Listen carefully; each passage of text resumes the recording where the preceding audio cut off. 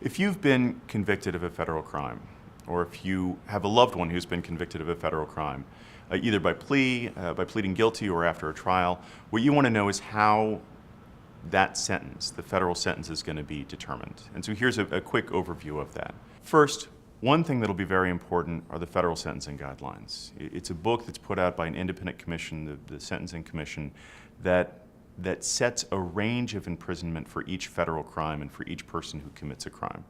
It'll be very important to work on and to figure out what that range will be. It's something that the judge will look at. The second thing is the judge doesn't have to follow the recommendation of the guidelines. The judge can impose whatever sentence he or she wants to.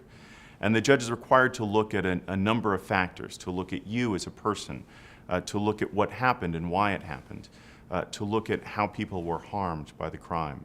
And you need to have a lawyer who's working with you and explaining the factors to you so that you can convince the judge to give the lowest sentence possible. What I find in my experience judges really look at, and what judges really want to know, is how did this happen?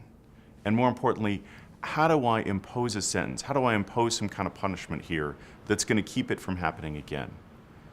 So when you're preparing for sentencing, it's important to start thinking about how to answer that question, even if it's an unasked question in the judge's mind, so that you can get the lowest sentence possible after being convicted of a federal crime.